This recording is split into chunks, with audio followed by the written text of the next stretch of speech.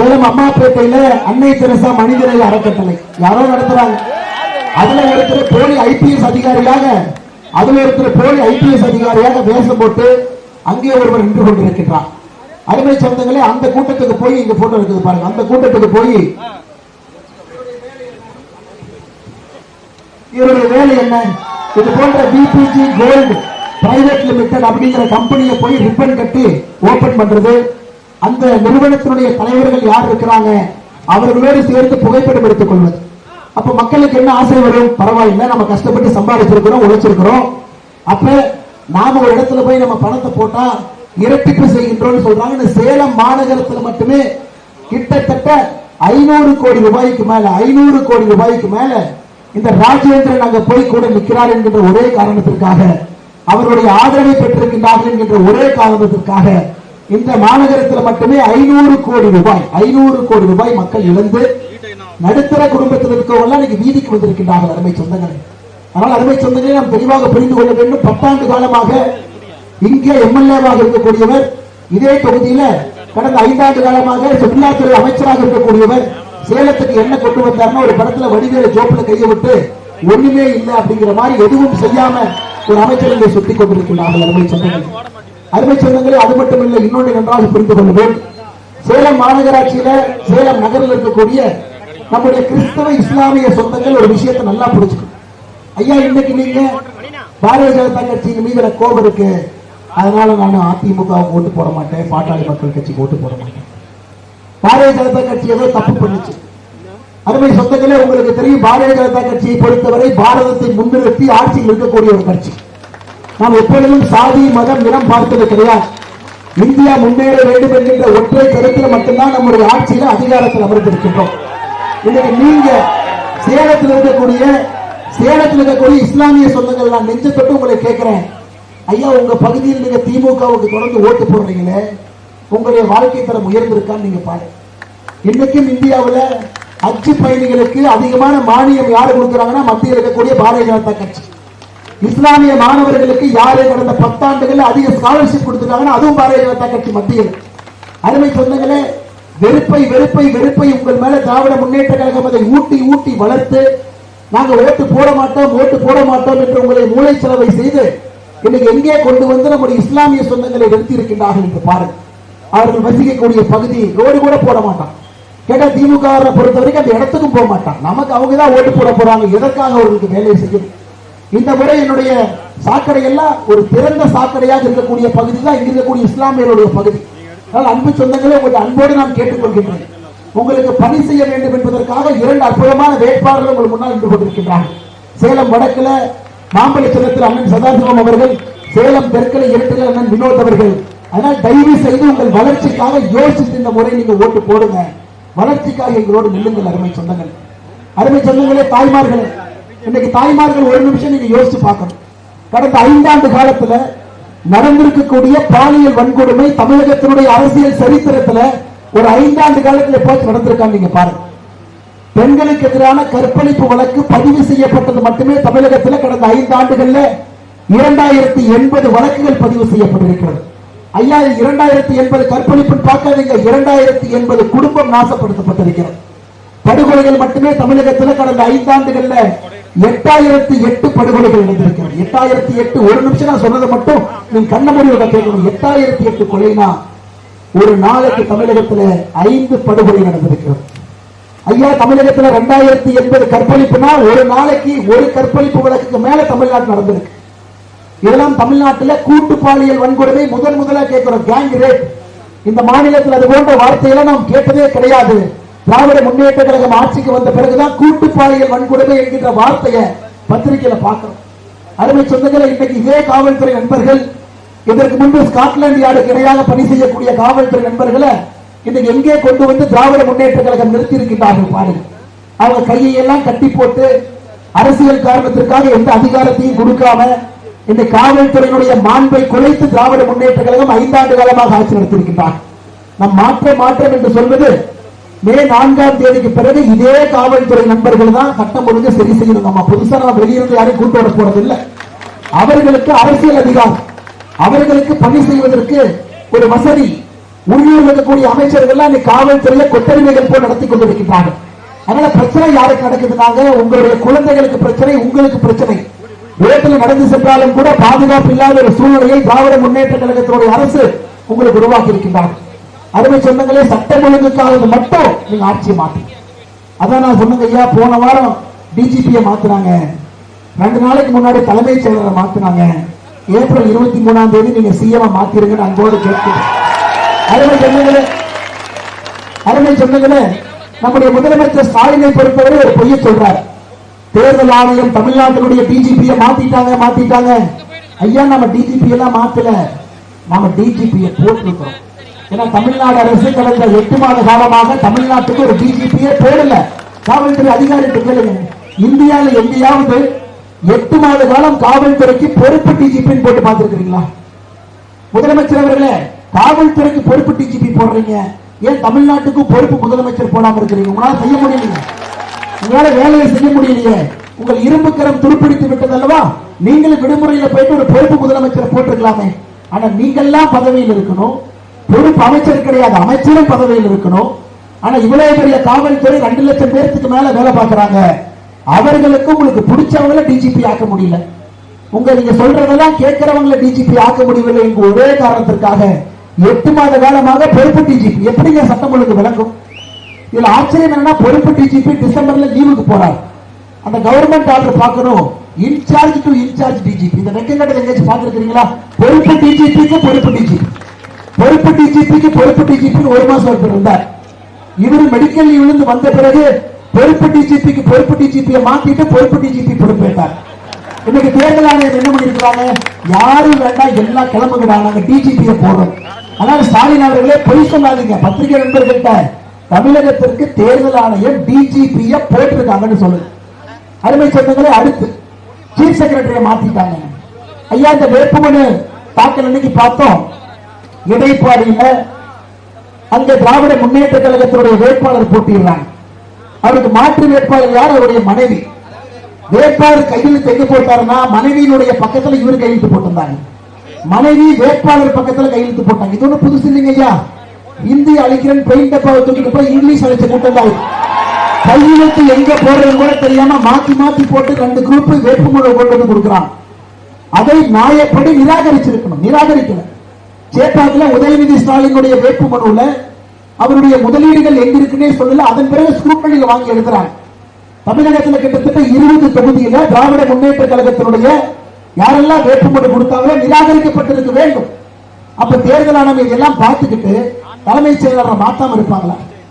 உள்ள எல்லாம் டிஆர்ஓ போய் உட்கார்ந்து எல்லா வேட்பாளர்கள் வெளியே போங்க, பேனாவை கொண்டு வாங்க, மைய கொண்டு வாங்க, எழுதுங்க. ஐயா, இந்த ஃபார்ம் தப்பா எழுதிட்டீங்க, அதெல்லாம் நாமினேஷன் பண்ற அன்னைக்கு செய்யற வேலைங்களாங்க ஐயா, இல்ல ஸ்க்ரூட்டினி பண்ற அன்னைக்கு செய்யற வேலையா?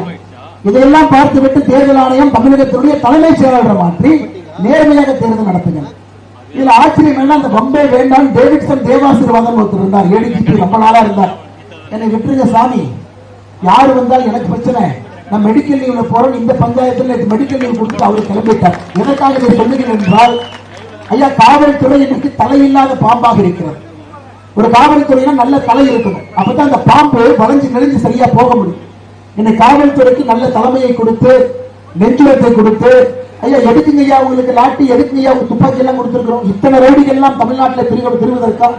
அதனால் அருமை சொந்தங்களே, நீங்க இன்னைக்கு தயவு செய்து ஒரு அரசியல் மாற்றத்தை, ஆட்சி மாற்றத்தை, சட்டம் ஒழுங்கை சரி செய்வதற்கு நீங்க கொடுக்கணும். சேலத்தினுடைய, குறிப்பாக சேலத்தினுடைய வடக்கு தொகுதியினுடைய சொந்தங்கள் குறிப்பாக ஒரே நிமிஷம் யோசனை. ஐயா, 11ல் 10, கோயம்புத்தூர் 11க்கு 11 வரப்போகுது. அவினாசி சேர்த்துட்டீங்கன்னா 11க்கு 11. அங்க எஸ்பி வேலுமணி அண்ணன் நம்முடைய தலைவர்கள் 11க்கு 11 கொண்டு வந்துருவாங்க. ஐயா, மதுரை நேற்று ஃபுல்லா பிரச்சாரம் பண்ண 6 கார் மதுரை மத்தியில் சுந்தர் சி அண்ணன் பிடி அடிச்சு தூக்கி போட்டுருவார். அதே போல ராஜன் செல்லப்பாண்டே திருப்பரங்குன்றத்தில் வந்துருவாரு. அதே போல செல்லூர் ராஜா அண்ணன் இந்த பக்கம் வந்துருவாரு. மதுரை தெற்கில் நம்முடைய பேராசிரியர் ஸ்ரீனிவாசன் அவர்கள் பிஜேபியில வந்துருவாரு. எல்லா இடத்திலும் வருது. அதனால சேலம் மக்களே, இந்த முறை ஒரு சரித்திரத்தை படைங்க.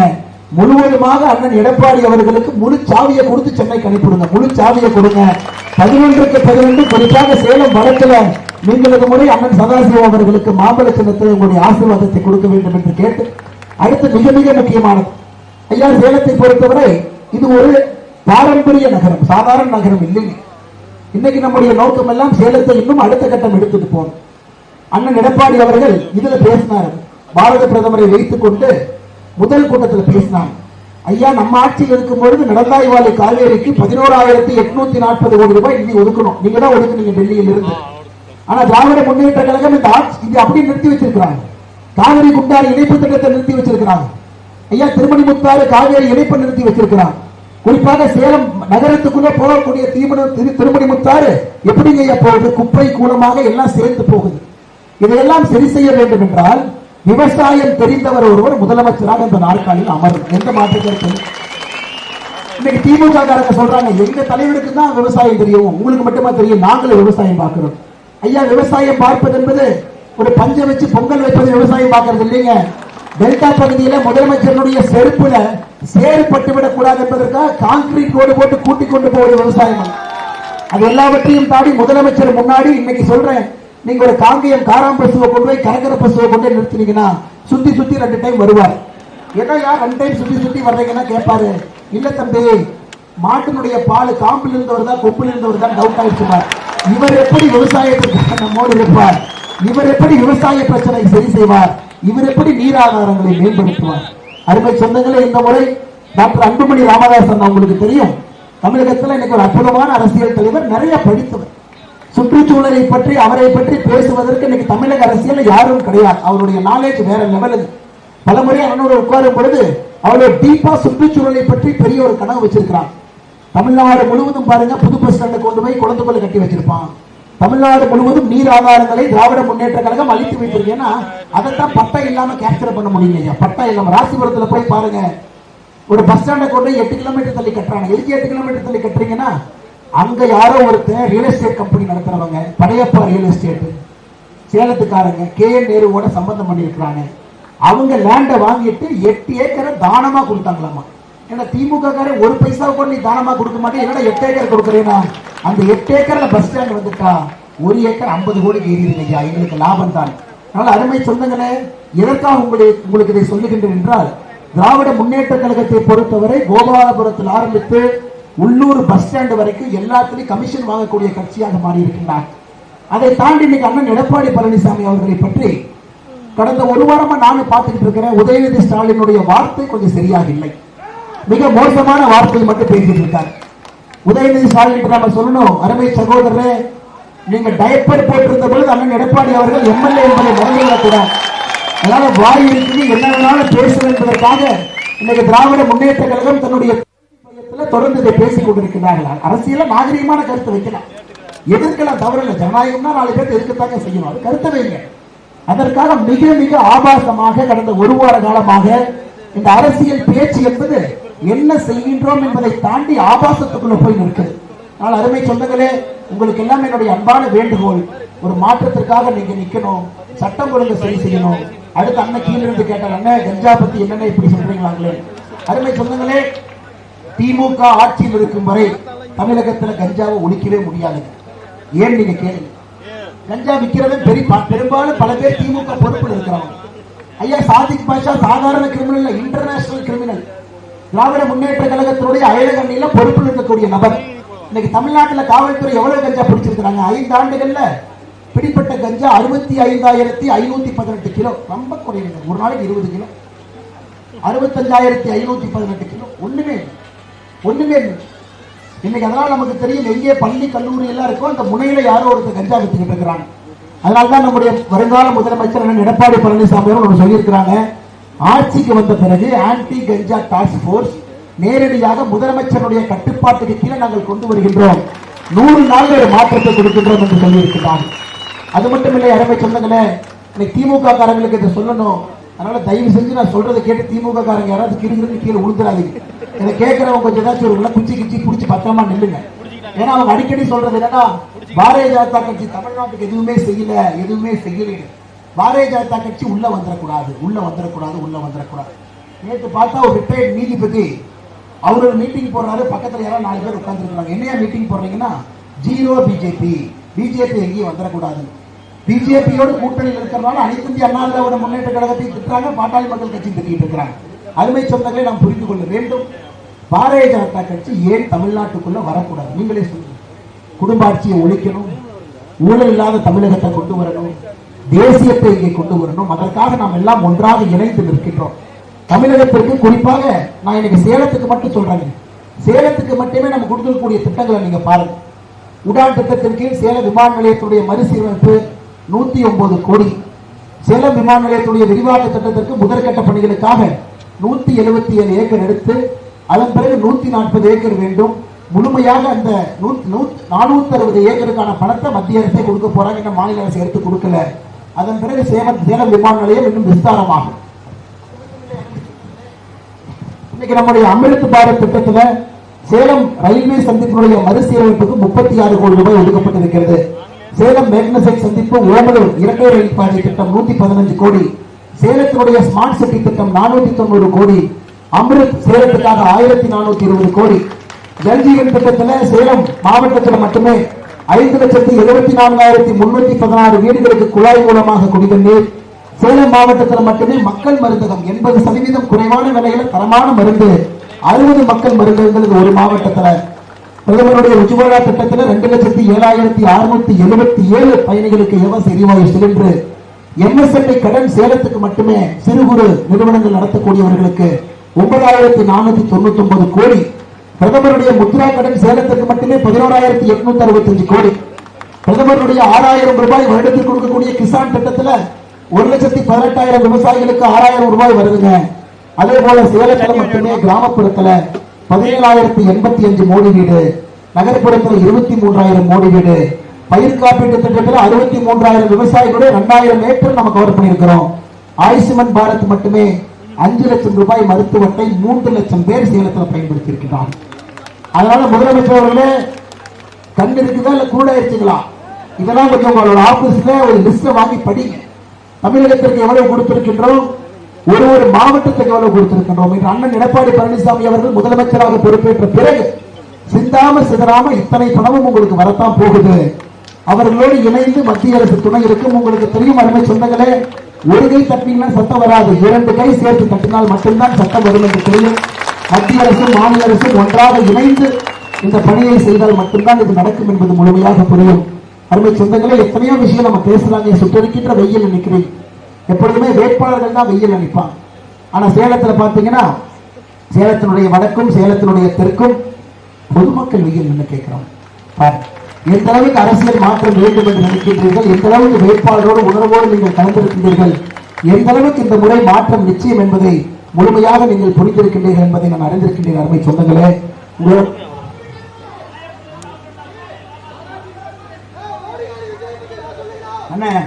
ஐயா வந்துட்டேன். சாயப்பட்டறை பொறுத்தவரை உங்களுக்கு தெரியும், மக்களுக்கு தீங்கு விளைவிக்கக்கூடிய எந்த ஒரு விஷயத்தையும் நாம் எப்போதும் செய்ய போவது கிடையாது. அண்ணன் எடப்பாடி பழனிசாமி அவருடைய சொந்த ஊர், யாருக்கு எந்த பிரச்சனை இருக்காதுங்கன்னா பொறுமையாக இருங்க. அதே போல உங்களுக்கு தெரியும், சேலத்தில் அம்மாப்பேட்டையில் இருக்கக்கூடிய மாரியம்மன் கோவில், செவ்வாய்ப்பேட்டையில மாரியம்மன் கோவில். இந்த திமுக காரன் கடவுளே இல்லைன்னு சொல்லுவாங்க. கடவுளே இல்லை. ஆனா கோயில் கும்பாபிஷேகம்னா கமிஷனை பார்ப்பான். கும்பாபிஷேகம் ஏதோ பண்றாங்க, இங்கே கிடைக்க மாட்டேங்குது. ஏங்க, கோவிலே கட்டாம, செவ்வாய்ப்பேட்டையில கோவிலே கட்டாம ஆட்சி முடிந்துவிடும், திரும்ப ஆட்சிக்கு வரமாட்டோம் என்று தெரிந்து நேரா கொண்டே கல்ல கொண்டே வச்சிருக்கிறான். திமுக அவருடைய ஆட்சியில கும்பாபிஷேகம் செய்து விட்டோம் என்று நம்முடைய பாருங்க, ஆண்டவனுக்கு பூஜை செய்யக்கூடிய நம்முடைய சாமிகள் எல்லாம் வெளியே இருந்து, பெருமாள் கோவிலுக்கு வெளியே இருந்து கேட்டுக் கொண்டிருக்கின்றார்கள். அவர்களை பற்றி தப்பா பேசுறதே முழு நேர வேலையாக திராவிட முன்னேற்ற கழகத்தில் பல பேர் சுத்திட்டு இருக்காங்க. அது அருமை சொன்னீங்களே, இது எல்லாம் நீங்க மனசுல வச்சுக்கணும். இந்த ஃப்ராடு குரூப்பை கும்பல நீங்கள் ஆட்சியிலிருந்து வெளியே அனுப்பணும். நல்லவர்களுக்கு வாய்ப்பு கொடுக்கணும். அந்த 2 நல்லவர்களும் நம்மோடு நின்று கொண்டிருக்கிறார்கள். இருவருக்கும் நீங்க கட்டளை சின்னத்துல, மாம்பழம் சின்னத்துல வாய்ப்பளித்து வெற்றி பெற செய்ய வேண்டும் என்று சொல்லி பாரதிய ஜனதா கட்சியை பொறுத்தவரை அருமை சொந்தங்களே, ரத்தத்தை கொடுத்து தமிழகத்தில் ஒரு இடத்துல பாரதிய ஜனதா கட்சி வளர்ந்திருக்குன்னா அது சேலம். சேலம் மாவட்டம் சாதாரண மாவட்டம் இல்ல. தமிழகத்தினுடைய பாரதிய ஜனதா கட்சிக்கு ஒரு தலைவர் அல்ல, 2 தலைவர் அல்ல, 3 தலைவர் கொடுத்த பெருமை நம்முடைய சேலத்துக்கு இருக்கு. அது மட்டும் இல்ல, ஆடிட்டர் ரமேஷ் அவர்கள் ஐயாவுடைய விருப்பம் என்னவா இருக்கும், பாரதிய ஜனதா கட்சி நின்றிருந்தால் பாரதிய ஜனதா கட்சி ஜெயிக்கணும், பாரதிய ஜனதா கட்சி நிக்கலினா கூட்டணி கட்சி ஜெயிக்க வேண்டும் என்றுதான் ஆடிட்டர் ரமேஷ் அவர்கள் விருப்பப்பட்டிருப்பாங்க. அருமை சொந்தங்களை, இன்னைக்கு சேலத்தை சுற்றி 11க்கு 11 நம்முடைய கூட்டணி கட்சி இருக்கிறார். அவர்கள் எல்லோரையும் இந்த முறை ஜெயிக்க வைக்க வேண்டிய பொறுப்பு நமக்கு. நமக்கு வாய்ப்பு கிடைக்கும் பொழுது கூட்டணி கட்சிகள் நம்மோடு இருப்பார்கள் என்கின்ற உணர்வு உங்களுக்கும் தெரியும். அதனால் எல்லா பாரதிய ஜனதா கட்சியினுடைய அருமை தொண்டர்களுக்கு, தலைவர்களுக்கு அன்பான வேண்டுகோள், அடுத்த 10 நாட்கள் கண் துஞ்சாமல் எல்லா இடத்துக்கும் போய் மக்களை பார்த்து வீடு வீடாக ஏறி இறங்கி அண்ணன் எடப்பாடி பழனிசாமி அவர்கள் நம்முடைய முதலமைச்சராக வர வேண்டும் என்று பாரத பிரதமர் நரேந்திர மோடி அவர்கள் நமக்கு கட்டளையிட்டிருக்கின்றார். பாரதிய ஜனதா கட்சி கட்டளையிட்டிருக்கின்றார். அந்த கட்டளையை நிறைவேற்ற வேண்டிய கடமை நமக்கு இருக்கிறது. அருமை சொந்தங்களே,